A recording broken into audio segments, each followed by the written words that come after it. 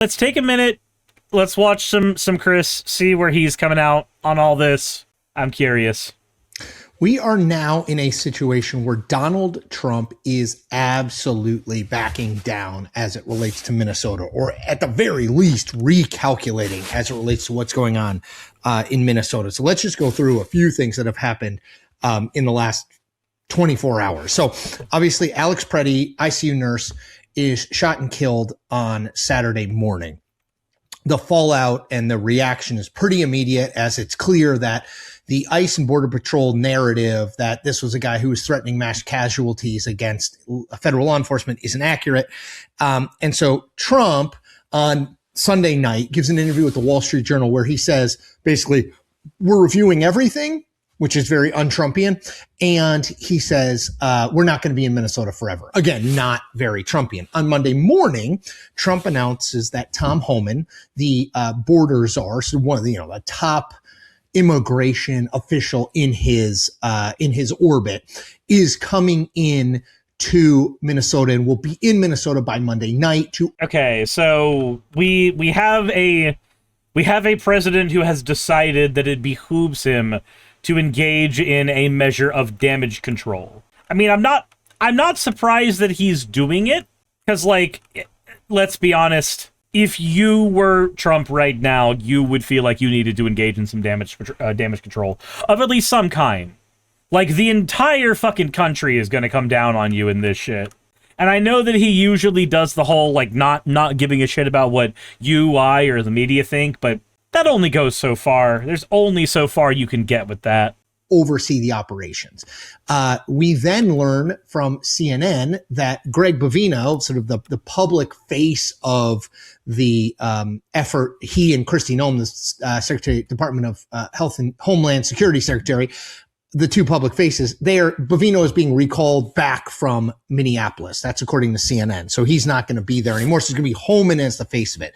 Then Donald Trump goes on True Social and says, Governor Tim Walz called me with the request to work together with respect to Minnesota. It was a very good call, and we actually seem to be on a very similar wavelength. I told Governor Walz that I would have Tom Homan call him, and what we are looking for are any and all criminals that they have in their possession. The governor very respectfully understood that, and I will be speaking to him in the near future. None of these things are Donald Trump openly admitting that he got it wrong and that this policy is not working. Well, of course, he's never going to do that. He's always going to spin this as him being the winner. I'm the one that won. I'm the one that got what I wanted. I'm the great deal maker. I've always been the great deal maker. Look at me making the deals. Look at me doing it. I've done it so bad. I've done it better than anyone else. They never thought I could do it, but I did it. Like, that's who the fuck he is. That's exactly what's happening here. I'm going to explain a little more broadly how all of this matters. Before I do that, I just want you to subscribe to my channel, independent, authentic, and here every day offering. He is saying that, and you know what? I think I'm going to use that opportunity to also consider subscribing to my channel. If you are unfamiliar with me and what I do, my name is Suris. I talk video games, I talk politics, I talk things that I find important to me. If you value that kind of honesty, if you value those different perspectives, then please consider subscribing to my channel. I would greatly appreciate it as well. That said, back to Chris's video. You honest, objective takes on political news. So, Trump's tune has changed drastically since this weekend. Over the weekend, you had Greg Bovino, the sort of face in Minneapolis of these immigration enforcement raids, essentially saying that this Alex Preddy guy had been trying to shoot a bunch of immigration officers. That, once we saw the video, which obviously wasn't true. You had Donald Trump echoing that to some extent, but staying a little more vague. But Trump has clearly seen which way the wind is blowing here, right? That after this second killing of a protester by federal immigration enforcement agents within the span of about 2 weeks, Renee Good was killed, I think, 15 or 16, 17 days ago, the public opinion has drastically turned on this story. There's now people who, after Renee Good, were saying like, okay, not good, but at the same time, she was there and maybe the guy thought he was being run over. It's hard to say that with Alex Preddy. It's hard to say like when he was laying down and being restrained by 5 federal law enforcement officials that they needed to shoot him 10 times, right? Like it's much harder to make that case. And I think Trump understands that. And I think he understands that, like, you can't, as I said in the video I made yesterday, something has to change, right? ICE and Border Patrol have lost all credibility. Kristi Noem and Bovino have lost all credibility. I think Kristi Noem will probably be out of a job. I don't know that they're going to fire her this week, but I would say her days are numbered because I think she's bad. I would hope so. I would fucking hope so. I don't see that happening, but I really would hope that that's the case. Fucking hell. How many times can you lie as a federal representative of the government before you get held to task for doing so? How many times can you fucking do that? Botch this. She and Bovino are tight. Holman is not particularly tight with either of them.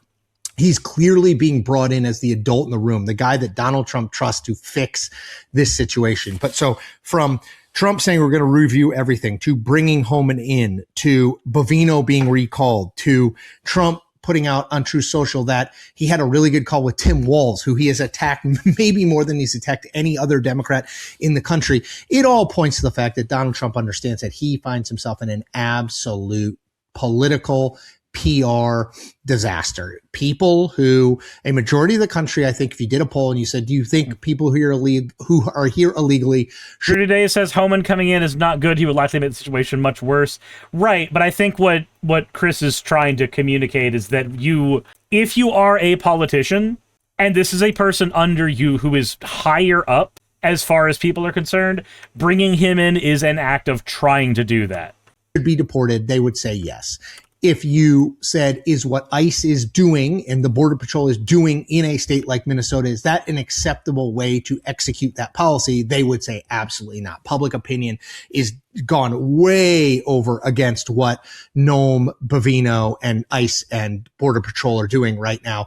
And Trump knows it, right? And Trump, I think, can sense the winds of change, to quote the Scorpions, the winds of change are blowing, that there is not public sentiment support for this, that ICE has lost trust. They've lost credibility. They are no longer the people who are the faces of this operation in that state have to be changed out, because the only options, as far as I can see it, I think Trump's basically got 3 options here. One was to just pull all the ICE troops out. He's probably not going to do that just because of who he is. No, he'll never do that. He'll never do that.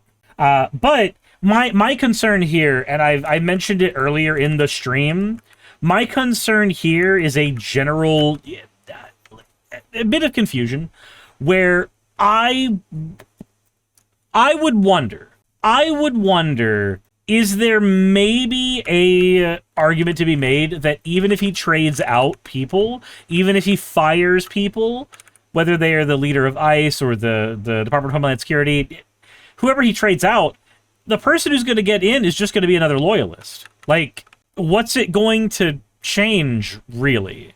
What functionally changes about the administration at that point? That's my concern, because I would want the admin to operate differently. I would want it to fucking disappear more than anything.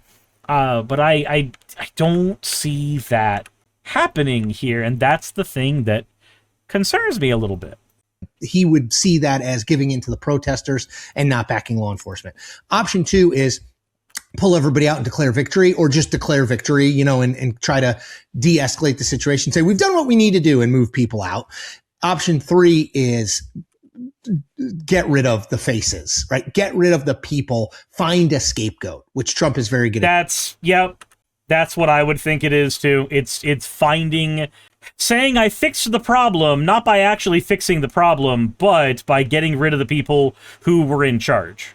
I fired a few what's the phrase we usually find when like some corporate mishap has happened? Oh, it was a new intern. Sorry, that was that social media post was written by a new intern, and it does not reflect the feelings of the company. So the intern has been fired.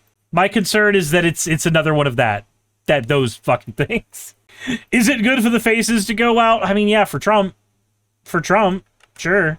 Does it change anything for like you or me? I'm uncertain. I'd lean on no.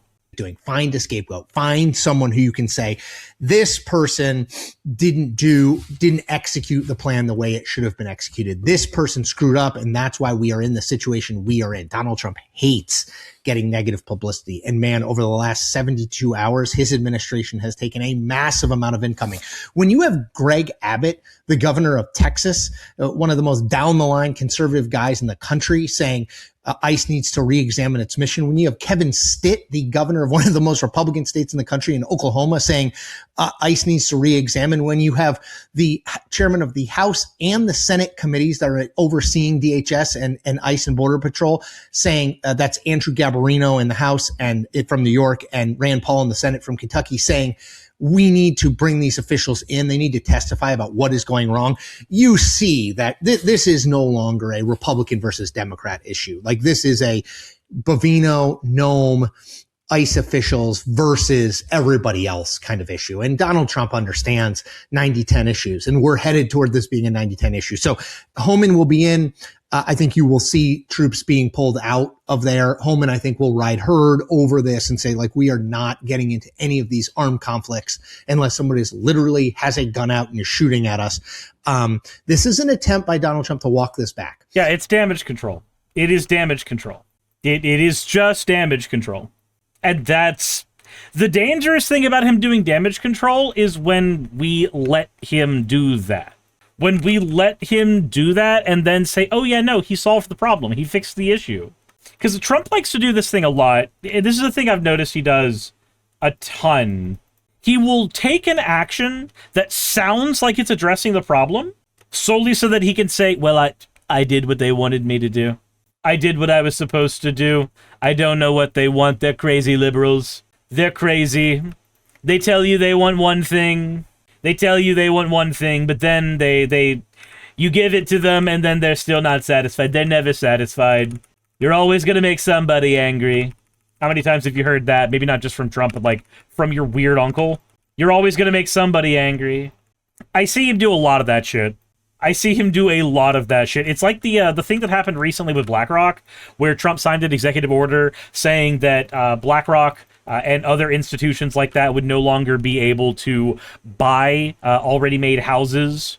Like, it stopped institutional buying of houses, which, you know, you would think, just off the top of your head, you would think maybe that means that places like BlackRock would no longer be able to buy property in order to hold it as, like, these giant fucking rented areas where nobody owns any of the houses, but you certainly do still have some neighbors.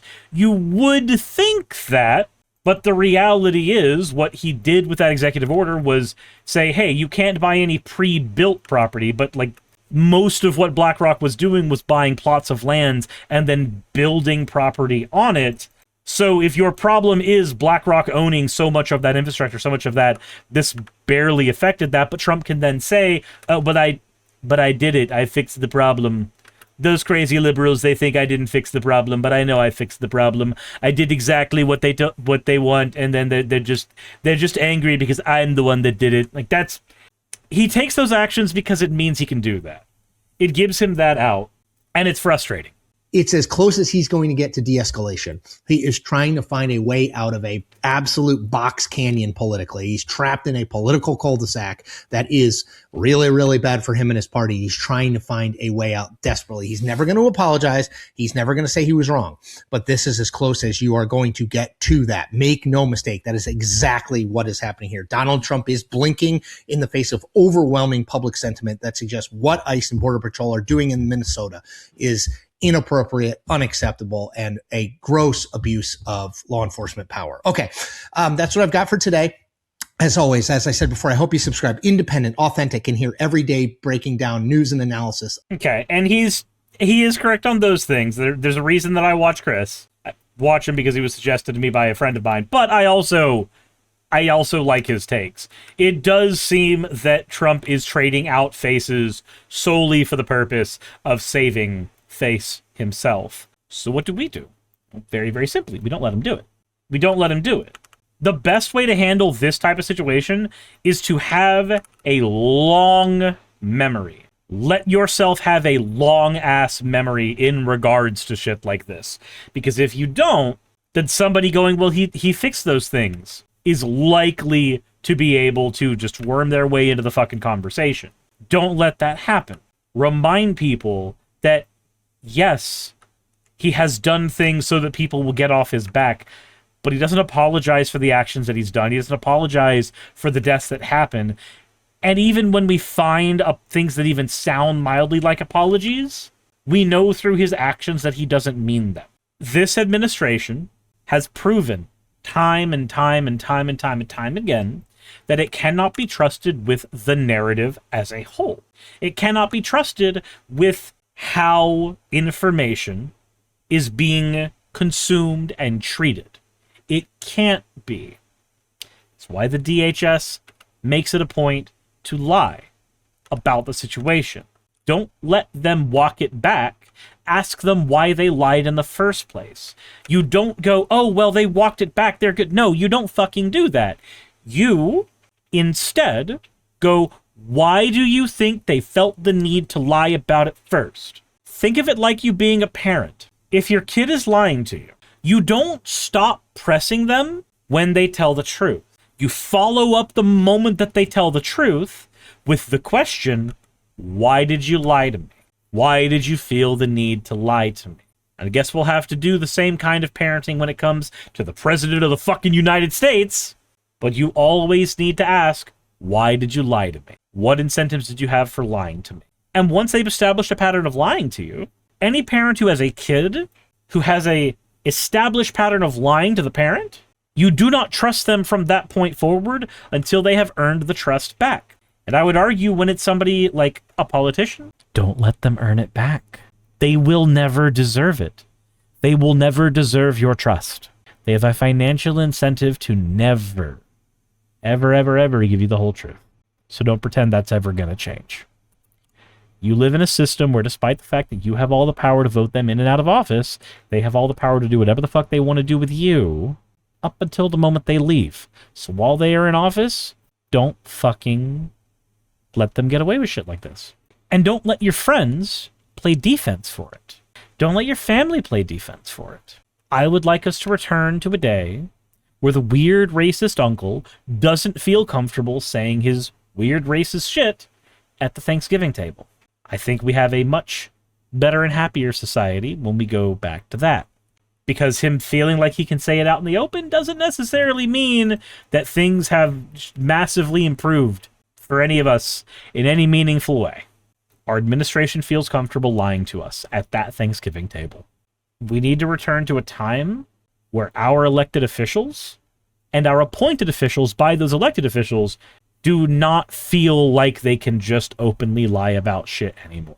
I know this is not unique to the Trump administration. I also don't give a shit. Feel free to comment that in the area below, because I'm sure my more hyper-partisan viewers on the right wing are going to do exactly that.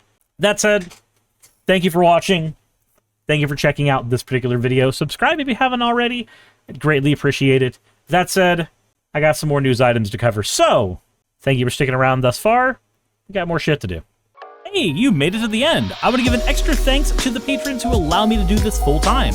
I want to thank Aaron Rail, Astral, Britzkrieg, Jemshin, Poundini, Red Joker, Victoria, Jonas, Craig, Tarika, Fireshard, Smiling GM, John, Dren Hadamada, Creeper, Sagitta, you know I'm not saying that last part, Valis of Seraph, Ottoman Angel, Rooster Rachel, and Fire Panda, who are all my $20 and up patrons.